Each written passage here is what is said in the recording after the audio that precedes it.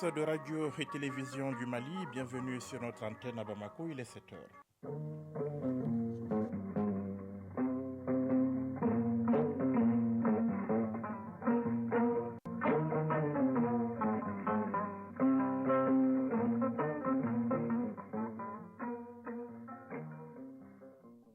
Le journal Yaya Konaté. Dans l'actualité de ce lundi 16 janvier 2023, solennité et sobriété ont marqué la célébration de la première édition de la Journée nationale de la souveraineté retrouvée. La mobilisation était au rendez-vous partout au Mali et les écoles ont marqué un retour à l'éducation civique, un bilan satisfaisant selon les autorités qui invitent à maintenir la flamme. C'est désormais une des plateformes aéroportuaires les plus sollicitées au Mali. L'aéroport de Mopti nécessite aujourd'hui un sérieux coup de lifting, constat fait sur place par le ministre en charge des infrastructures, les services techniques en charge de la question y travaillent. Dans l'actualité également, la ville de Bamako est-elle en passe de redevenir la coquette? Les collectivités y travaillent sous l'impulsion des plus hautes autorités. Vivre à Bamako nécessite un certain comportement, affirme donc le maire du district qui invite les populations à payer les taxes. Et puis les sports, football championnat d'Afrique des Nations, CHAN Algérie 2023. Le Mali entre en scène aujourd'hui. Ce sera contre l'Angola. À suivre également un explosif Cameroun-Congo. Hier, les Malgaches ont battu le Ghana 2-1. Fotigui Tunkara sera là pour l'actualité des sports. Mesdames, Messieurs, bonjour. Pas de nuages dans les relations entre Bamako et Alger, relations jugées au beau fixe par les deux parties pour lever tout équivoque à la faveur de la visite du chef de la diplomatie malienne et de son collègue en charge de la réconciliation, de la paix et de la cohésion nationale en Algérie. Hier, la délégation malienne a eu une séance de travail avec la partie algérienne sur le point de la mise en œuvre de l'accord pour la paix et la réconciliation nationale. Les deux parties ont également échangé sur d'autres questions de coopération bilatérale. Sira Batili y reviendra dans nos prochaines éditions. 7h02 à Bamako, journée nationale de la souveraineté retrouvée. L'heure est au bilan. La journée a été célébrée dans une grande communion malgré la sobriété dans laquelle les autorités ont tenu à la placer. La mobilisation a été totale, particulièrement dans les écoles, avec ce retour à l'éducation civique et morale à travers les leçons modèles et la montée des couleurs. Pour le secrétaire général du ministère en charge de la refondation de l'État qui en dresse un bilan positif, il s'agit à présent de maintenir la flamme. Je vous propose d'écouter Abraham Bangali sur le plateau du 20h de ORTM 1. Il est interrogé par Ibrahim Traoré.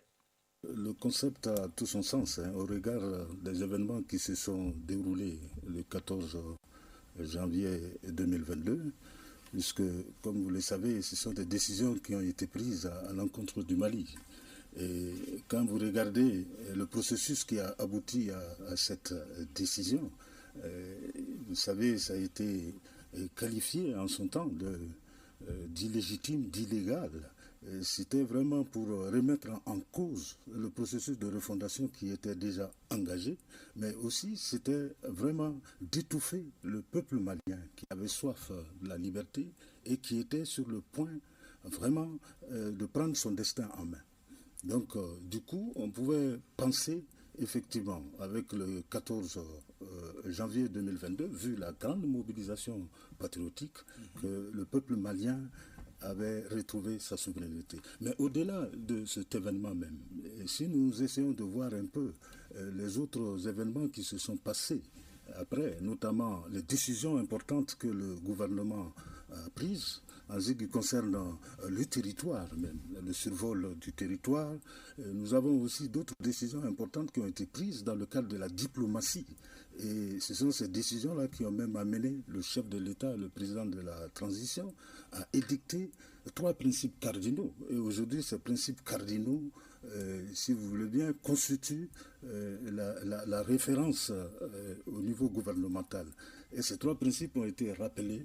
Le premier bilan que nous tirons de cette première édition est vraiment satisfaisant, totalement satisfaisant, dans la mesure où le principe qui a été édicté par les hautes autorités consistait vraiment à donner la plus grande solennité aux activités, mais tout en restant dans la sobriété. Et comme vous le savez, le pays traverse un moment difficile, mais nous avons quand même senti la grande mobilisation à tous les niveaux. Les ministres ont été déployés dans toutes les régions et à leur tête le Premier ministre lui-même qui s'est déplacé pour aller à Ségou. Et nous avons vu aussi l'engouement au niveau des établissements scolaires avec les leçons modèles. C'est en quelque sorte, si vous voulez bien, le retour à la source avec ce qu'on a vu. L'éducation civique et morale, les leçons modèles, le rappel des principes fondamentaux de la souveraineté, notamment le drapeau, les symboles de l'État, l'hymne national, la montée des couleurs. Je pense que c'est dans la communion que le peuple malien s'est retrouvé. Que doivent faire aujourd'hui les Maliens pour consolider cette souveraineté retrouvée? Je pense que c'était des messages importants à l'endroit du peuple malien qui a déjà compris. Et je pense que le peuple malien est déjà dans cette lancée. Mais il s'agit maintenant de maintenir la flamme. Et cette flamme, il faut la maintenir. Il s'agit de la résilience. Il s'agit aussi de l'esprit patriotique et aussi la vision du président de la transition, partager cette vision qui est importante aujourd'hui pour l'avenir de notre pays. Radio Mali à Mopti et environ 94.4 MHz en FM. Une piste d'atterrissage dans un état de dégradation avancé depuis le déclenchement de la crise multidimensionnelle. L'aéroport de Mopti est l'une des plateformes aéroportuaires les plus sollicitées au Mali. Les infrastructures méritent un sérieux coup de lifting, constat fait par le ministre des Transports et des Infrastructures qui était sur le terrain. La correspondance de Omar Maïga depuis Mopti. Les infrastructures routières et aériennes sous-tendent le développement et la souveraineté. À Mopti, le ministre en charge des Transports et des Infrastructures a visité le parking et la piste d'atterrissage de l'aéroport Mopti Ambodédjo. Dambélé Madina Sissoko, ministre des Transports et des Infrastructures. La plateforme au niveau de l'aéroport Ambodédjo, c'est une plateforme qui date depuis longtemps, c'est-à-dire une plateforme qui est dans les environs de 20 ans. Et cette plateforme avait été dimensionnée par rapport à un trafic domestique normal. Mais à partir de 2012, nous nous sommes rendus compte que ce trafic a été largement dépassé.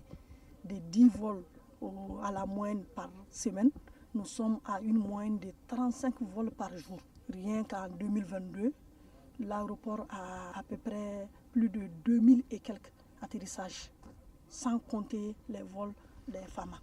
Au regard de l'état de dégradation avancée de la piste d'atterrissage de l'aéroport Mopti Ambodédjo, la SECNA et l'Agence nationale de l'aviation civile sont à pied d'œuvre pour l'élaboration d'une fiche de requête. Ibrahima Traoré, délégué aux activités aéronautiques nationales de la SECNA au Mali. La piste a besoin vraiment d'une réhabilitation profonde. La piste initialement de Mopti était prévue pour des avions de type 727. Mais aujourd'hui, nous recevons des avions de type 737, des Hercules, des Antonov, qui ont ce qu'on appelle un jalon aéronautique, un ACN plus élevé que le PCN de la piste. Donc c'est ce décalage entre les deux valeurs qui va faire que la piste va continuer à se dégrader. Pour qui connaît le Mali d'aujourd'hui, tourner vers sa souveraineté recouvrée, Mopti est un point très stratégique. Et donc avec l'aide des autorités maliennes, en collaboration avec l'Agence pour la sécurité de la navigation aérienne, les discussions sont en cours pour permettre à Mopti de retrouver son rôle à travers sa piste d'atterrissage pour la montée en puissance de nos femmes et pour le développement de nos régions.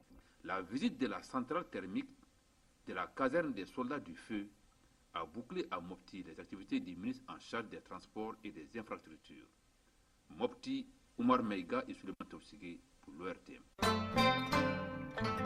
Il est 7h09, l'actualité hors de nos frontières à présent. Au moins 10 personnes ont été tuées et 39 blessées hier dans un attentat à la bombe dans une église du nord-est de la République démocratique du Congo. L'attentat a été attribué par les autorités à un groupe armé affilié à l'État islamique. Cet acte terroriste s'est produit dans une église pentecôtiste de Kassindi, ville frontalière avec l'Ouganda de la province congolaise du Nord Kivu, a expliqué le porte-parole de l'armée de la République démocratique du du Congo. La Somalie, également de son côté, a de nouveau été endeuillée samedi par un attentat des islamistes Shebab qui a fait au moins 8 morts. Mais le fait majeur de ces derniers mois, c'est que pour la première fois depuis 15 ans, les Shebab reculent sur le terrain et ont été chassés de 2 États du centre. Banderoles et sifflets ont envahi hier le centre-ville de Davos en Suisse où s'ouvre le Forum économique mondial. Parmi les manifestants, des activistes du climat venus demander des comptes aux ultra-riches accusés de ne pas apporter de solutions aux problématiques actuelles, en tête desquelles le dérèglement climatique. Créé en 1971, le Forum économique mondial réunit chaque année chefs d'entreprise, hommes d'affaires, responsables politiques, intellectuels afin d'évoquer les enjeux de la mondialisation. Une semaine s'est écoulée depuis la tentative d'insurrection au Brésil. Dimanche dernier, des manifestants pro-Bolsonaro ont envahi pendant plusieurs heures les bâtiments du gouvernement dans la capitale Brasilia, une journée qui restera gravée dans la mémoire collective du pays. Hier, l'ex-ministre de la Justice a été arrêté, accusé de connivence avec les émeutiers. L'ancien président Bolsonaro est lui aussi visé par une enquête sur les saccages des institutions Radio nationales. Mali à Bamako et environ 92 MHz en FM pour la chaîne nationale et 95.2 MHz en FM pour la chaîne 2. Et nous revenons ici au Mali, précisément à Bamako. La ville de Bamako est-elle en voie de redevenir la coquette? Tout porte à le croire puisqu'une vaste campagne pour assainir la capitale malienne est déclenchée sous l'impulsion des plus hautes autorités. Elles ont pris à bras le corps la question des infrastructures et autres moyens à la grande satisfaction des collectivités, notamment la mairie du district. Mais le maire en appelle à la population. Vivre à Bamako nécessite un certain comportement, dit-il. Je vous propose d'écouter Adama Sangaré. Il vous invite à payer vos taxes, notamment la taxe de voirie. Il est au téléphone de Ibrahim Traoré. Informer la population de Bamako que vivre à Bamako nécessite un sacrifice, que vivre à Bamako nécessite un certain comportement, que vivre à Bamako surtout nécessite le paiement de la taxe municipale. Vivre à Bamako nécessite le paiement de la taxe de voirie, sans laquelle ces gros efforts que le gouvernement actuel de la transition sont en train de faire ne serviront pratiquement à rien. C'est ensemble que nous allons faire de Bamako la ville propre que nous désirons. Et j'ai espoir qu'avec ce que je vois aujourd'hui avec les autorités actuelles de la transition, particulièrement avec le ministre d'État, ministre de tutelle, que la situation de l'assainissement de Bamako va changer. Chaque semaine, après le Conseil des ministres, ce ministre, avec 4-5 de ses collègues, l'assainissement, les transports, les finances, avec celui des domaines, ils sont autour de la table pour voir comment améliorer le quotidien du Bamakois, comment faire en sorte que ces dépôts de transit qui dévorent la Bamako puissent aller à la décharge de Noumoubou. Et en moins d'un mois, nous avons fait 2 visites à Noumoubou après le départ de zone afin de voir quels sont les problèmes au niveau de Noumoubou, quelles sont les perspectives au niveau de Noumoubou, qu'est-ce qu'il faut faire. Cela fait 15 ans que je suis à Bamako comme maire au quotidien. C'est la première fois que nous voyons effectivement que cet effort soit soutenu. Monsieur le maire, est-ce que la décharge de Noumoubou suffira-t-elle à assurer l'assainissement de Bamako? La décharge de Noumoubou est en construction, elle n'est pas encore terminée, mais il faut une autre décharge. Depuis 2010, nous avions souhaité qu'il y ait une autre décharge sur l'autre rive, vers Moutouala. Nous avons souhaité qu'il y ait une autre décharge au niveau du Mandé. Et avec ces 3 décharges, nous pensons effectivement que les ordures de Bamako seront diverties. Et 2019, nous avons commencé un projet avec la Banque mondiale, Bamako moteur de croissance. De 40 milliards, nous sommes aujourd'hui à 180 milliards par la Banque mondiale. Et l'État vient de signer cette convention le 12 décembre dernier. Et nous pensons qu'avec la signature de cette convention, nos espoirs seront atteints. Parce que de l'évacuation, nous irons à la transformation. Un message de gratitude à l'égard du président de la transition, le colonel Assimi Goïta, qui a pu avoir effectivement cette vision à l'égard du gouvernement, afin que le gouvernement prenne à bras le corps cette question d'assainissement de Bamako. En moins d'un mois, ils nous ont trouvé 7 nouveaux véhicules avec des engins, ce qui est à saluer, à féliciter. C'est révolu le moment où on disait on paye la taxe, mais le maire de la commune 1 qui l'a élu, ce sont les populations. Le maire de la commune 6 qui l'a élu, ce sont les populations. Le maire du district qui l'a élu, ce sont les populations. Donc c'est en fonction de cette confiance placée au maire que les taxes doivent être payées et ensemble faire les programmes de développement. Nous ne pouvons pas rester dans l'insalubrité.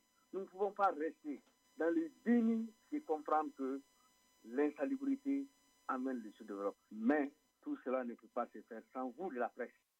Adama Sangaré, le maire du district de Bamako, l'actualité des sports dans un instant.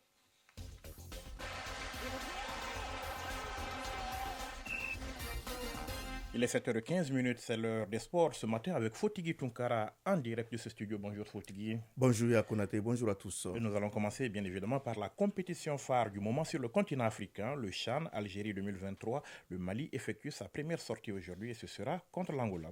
Oui, vice-champion d'Afrique, le Mali effectue son entrée en scène cet après-midi au CHAN Algérie 2022. Au compte de la première journée du groupe D, les aigles locaux affrontent leurs homologues Palancas Negras d'Angola. Le coup d'envoi du match est prévu pour 16h à Oran. L'équipe malienne est bien installée sur place, c'est ce qu'ils nous disent nos envoyés spéciaux Abou Kone et Isaac Tchenou que je vous propose d'écouter. Les aigles du Mali sont donc ici à Oran, en Algérie, pour donc prendre part à ce championnat d'Afrique des Nations pour les locaux. L'équipe nationale du Mali a pris ses quartiers à l'hôtel Rodina de Oran et était bien accueilli par les Maliens à Oran. Déjà, c'est une équipe malienne qui est tenue de pied ferme puisque vice-championne d'Afrique. C'est tout le regard qui est porté donc sur le Mali. En tout cas, les Maliens sont conscients de la tâche qui les attend. Noundiane l'a déjà dit et ils vont se battre comme il le faut. Et il a les moyens pour le faire et il reste aux jeunes de se battre donc, pour une victoire finale. C'est l'équipe malienne qui a déjà foulé le stade olympique de Oran pour son premier entraînement donc pour reconnaissance de terrain et ça a été déjà fait. Il reste pour le plan de Noundiane d'entamer de la plus belle manière cette rencontre contre l'Angola au stade olympique de Oran. Voilà, compte tenu donc de la configuration complexe de ce groupe à 3. Ce premier match s'annonce déjà décisif puisqu'il ne faut pas hypothéquer vite les chances de qualification pour le prochain tour. Conscient donc de ces enjeux, les responsables du Mali n'ont ménagé aucun effort pour mettre l'équipe dans les conditions optimales avec en ligne mire les trophées. À ce sujet, je vous propose d'écouter le président de la Fédération malienne de football, Mamadou Touré Bavier, et au micro de nos envoyés spéciaux Abou Kone et Isaac Tchenou. Nous avons pris toutes les dispositions avec le département de tutelle pour que l'équipe puisse être dans les meilleures conditions de préparation. Nous pouvons dire qu'aujourd'hui nous sommes fin prêts pour entamer le premier match. On est confiant. Depuis Bamako, nous avons parlé de cela, nous avons discuté avec l'encadrement, avec les jeunes eux-mêmes. Nous leur avons dit, l'édition précédente, ils ont été vice-champions. Cette année, nous voulons qu'ils aillent au-delà de ça, autrement dit remporter la coupe. Et nous pensons que, plaise à Dieu, cette année, ça va être la bonne. En tout cas, en plus donc de ce Mali-Angola à 16h, le programme prévoit ce soir Cameroun-Congo-Brazzaville à 19h. Ce match s'inscrit dans le cadre de la première journée du groupe E qui nous propose un derby de l'Afrique centrale. Compte tenu de la rivalité entre pays voisins, ce duel aussi ne manquera pas de piment. Je rappelle qu'hier, au compte de la première journée du groupe C, Madagascar a battu le Ghana 2-1. L'autre match de ce groupe devant opposer le Maroc au Soudan a été annulé en raison du forfait des Lions de l'Atlas qui n'ont pas effectué le déplacement pour l'Algérie. Et nous serons bien évidemment fatigués calés devant nos petits écrans puisque le match Mali-Angola est à suivre sur ORTM 1. Un tour en Europe et première escale en Espagne. La finale de la Supercoupe d'Espagne a opposé le Real de Madrid au FC Barcelone. Ouais, le Super Classico pour le Super Barça, c'est ce qu'a donc titré certains journaux. Voilà, largement supérieur au Real Madrid. Le FC Barcelone n'a fait qu'une bouchée. Les Madrilènes 3-1 hier dimanche en finale de la Supercoupe d'Espagne à Riyad en Arabie Saoudite. 13-10 ans, les Catalans surclassent les merengues, complètement dépassés par les événements et permettent ainsi à Xavi de remporter son premier titre depuis son retour comme entraîneur du Barça. Le Barça remporte ainsi la 14e Supercoupe de son histoire, la première depuis 2018, tandis que le Real Madrid, qui était tenant donc du titre, compte 12 trophées dans cette compétition. Et on va continuer sur les pelouses européennes avec quelques championnats et quelques scores fleuves ce week-end, Fotigui. Oui, absolument. Le PSG a de nouveau chuté donc à Rennes qui frappe un grand coup grâce à notre compatriote, le capitaine des Aigles et de Rennes, Amari Traoré, auteur de l'unique but donc du match. Au terme d'une performance solide à domicile, le Stade Rennais a dominé 1-0 le Paris Saint-Germain hier en clôture de la 19e journée de Ligue 1 française. Deuxième défaite de la saison pour le PSG après celle concédée face à Lens. Les Parisiens essuient ainsi leur troisième revers en 4 ans au stade Roazhon Park de Rennes. Une journée également marquée par le festival 7-1 de Monaco qui n'a fait qu'une bouchée de l'Ajaccio dans un match à sens unique. Lille a étrié 3-5-1. Montpellier s'est incliné 3-0 devant Nantes. Marseille s'est imposé 3-1 face à Lorient. À l'occasion de la 18e journée donc, de la Série A italienne, Atalanta a livré un véritable récital contre Salernitana, pulvérisé 8-2. Naples a écrasé samedi la Juventus 5-1. En Angleterre, la plus lourde défaite de la 20e journée de la Premier League a été infligée à Liverpool, sèchement battu 3-0 samedi par Brighton. Hier, Arsenal s'est imposé 2-0 dans le derby du nord de Londres et creuse l'écart en tête du championnat anglais. Yaya Konaté. C'était donc les sports en direct avec Fotigui Tunkara. Merci Fotigui. Le rappel du sommaire dans un instant. Solennité et sobriété ont marqué la célébration de la première édition de la Journée nationale de la souveraineté retrouvée. La mobilisation était au rendez-vous partout au Mali et les écoles ont marqué un retour à l'éducation civique, un bilan satisfaisant selon les autorités qui invitent à maintenir la flamme. C'est désormais une des plateformes aéroportuaires les plus sollicitées au Mali. L'aéroport de Mopti nécessite aujourd'hui un sérieux coup de lifting, constat fait sur place par le ministre en charge des infrastructures, les services techniques en charge de la question y travaillent. Dans l'actualité également, la ville de Bamako est-elle en passe de redevenir la coquette? Les collectivités y travaillent sous l'impulsion des plus hautes autorités. Vivre à Bamako nécessite cependant un certain comportement, affirme le maire du district qui invite les populations à payer les taxes. Et puis, les sports football, championnat d'Afrique des Nations, CHAN Algérie 2023. Le Mali entre en scène aujourd'hui, ce sera contre l'Angola, assure également un explosif Cameroun-Congo. Hier, les Malgaches ont battu le Ghana 2-1. 7h21 à Bamako. C'est la fin de ce journal. Réalisation, coordination, Ousmane Daou, mise en onde, Aliou Koulibaly. Présentation, Yaya Konaté. Après les infos météo, Fatim Dambélé pour les avis et communiqués. Prenez soin de vous et des autres. Passez une excellente journée. Au revoir.